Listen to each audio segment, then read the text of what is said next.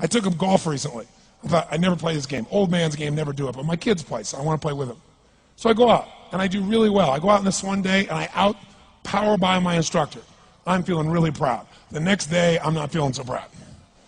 I keep putting the ball in the water again. I'm so frustrated. Put down another one. Put down another one. I don't care. I don't care what my score is. Let's do it. And finally, I was getting frustrated. He's going things like, ain't it a bitch? This is golf. And I'm going, bull. I said, you're a terrible instructor.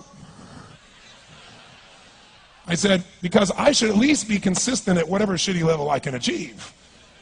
I said, I know I'm not Tiger Woods, but I should be able to be consistent, and you're just telling me it's difficult. Telling me it's difficult is not helping. Tell me what to do. He said, well, actually, you're only a little bit off. I said, could have fooled me.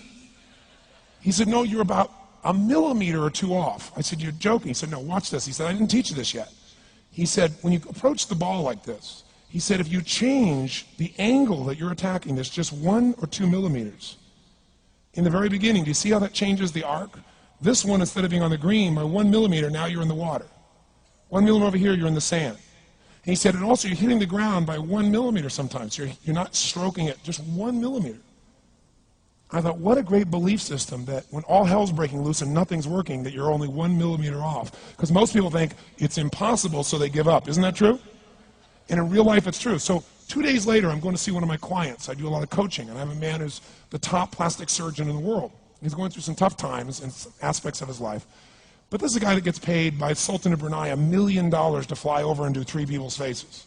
He is the #1 plastic surgeon in the world. He can make anyone who's ugly look spectacularly beautiful. He showed me pictures of a woman who's 84 years old. He made her look 40 and gorgeous, no exaggeration.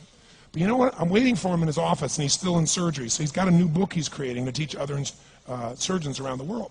And I'm going through, and it's got pictures of, the top 100 supposedly most beautiful women in the world's faces. And then men. I wasn't paying attention to that one. I just kept turning the pages, right? But I noticed something. He's got all these measurements. And he has mathematically calculated what it takes to make someone look gorgeous, man or woman. And it's a few millimeters. Interesting. For example, on a woman, the distance between the top part of your lip and your nose, this little distance, the measurement of that, if you're beautiful, gorgeous, is the same size as your eye. If it's 1 millimeter more, you have an average face. If it's 2 millimeters more, you are butt ugly. Okay. The difference between butt ugly and gorgeous is 2 millimeters. He's got about a dozen of these little 1 or 2 millimeter changes he makes, and it's a different person. It is unbelievable.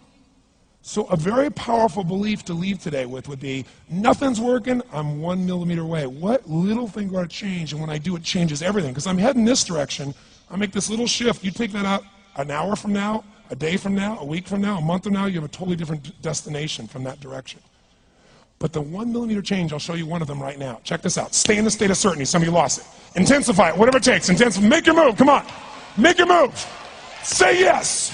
Say yes. Say yes. Say yes. Now feel that in your body. Don't let go of it. Now watch. Here's the difference between being certain and being uncertain. Did you see that? Certain, uncertain. See if you can find that little spot between the two, where you drop just a little bit of your chest, and you feel it drop, and come back up, and drop it. How many can feel that difference between where you really feel it, now intensify it, and where you dropped it? Is it a tiny difference, yes or no? Yes or no? Now, could you condition yourself to feel great in this state? Yes or no? So what I want you to do is give yourself that opportunity. So the way we're going to do is very simple. We're going to go in a peak state. And then we're going to train ourselves. Because guess what? If you're in this state of certainty, and all hell's breaking loose in your life, people can't figure out to go, move, I'll handle it. People go, he's so lucky, he's so confident. No. Here's what I've created for my life, and anyone I know has succeeded. I'm a 17-year-old kid from Azusa, California, with no real education other than self-education, with no background, with parents that did their best, all of them, with no money, but I did one thing. I loved people, and I had an enormous demand I made upon myself, and I sculpted my mind and my emotions to get me to do whatever it would take to achieve and to contribute. But to do that, I did it by using my body and changing my focus. I did it by putting myself in a peak physiology and using what I call incantations. Can you train yourself to believe something? Yes or no? Absolutely. How many of you ever made the fatal mistake of going to Disneyland or Disney World, and while you're there made the fatal mistake of going to a ride called It's a Small World After All? What happens for about a week after you're out of that damn place? You're still singing this thing in your head in 24 languages, right? Well, let me tell you something. How many of you have things when you want to go achieve them and this part of your voice goes, oh, it's not going to happen, or forget it?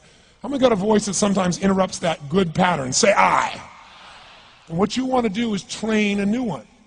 So starting when I was 17, I started doing incantations, not affirmations. Affirmation, you go, I'm happy, I'm happy, I'm happy, I'm happy, I'm happy. What's the problem? You haven't changed your what? Your what? Physiology. If you don't change your physiology, you won't get anything.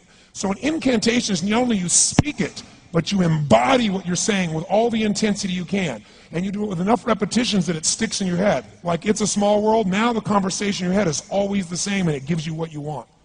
So you use your body and your voice. So 17 years ago I started doing things. I was working for Jim Rohn, this speaker, and I was 17 years old. I had long hair, minestrone soup, acne on my face. And I was trying to call on Bear Stearns type of people and convince them why they should go to this man's seminar and be more successful. I was driving a 1968 Volkswagen that I had earned at $40 a week as a janitor. The only way I did it was park far from the building and then go in, and I love people and I believe, but I put myself in state and I was able to influence people that were far more successful than I was at the time. I would do something that I still do backstage and have done for 23 years because I don't hope I'm going to be in a good state, I demand it. So I do an incantation using my whole body. I'd say, I now command my subconscious mind to direct me in helping as many people as possible alive today to better their lives by giving me the strength, the emotion, the persuasion, the humor, the brevity, whatever it takes to show these people and get these people to change their lives now. And I would do that literally driving in my Volkswagen to a meeting in LA on the freeway for 40 minutes. People are looking at me, I'm screaming at the top of my lungs. They're going, I know he's a serial killer, I know he is. But by the time I entered that room, when two people meet, if there's rapport, the person who's most certain will always influence the other person. And I was totally certain, and they were trying to get revved up to certainty. Do you agree with this, yes or no?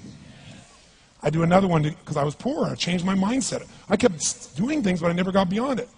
I'd say God's wealth is circulating in my life. His wealth flows to me in avalanches of abundance. All my needs, desires, and goals are met instantaneously by infinite intelligence, for I'm one with God and God is everything. And I would imagine the abundance of my life, and I would feel so grateful. And a year later, I went from making $38,000 a year to making $1 million a year in 1 year. Because successful people do what failures won't. You follow me on this? You know?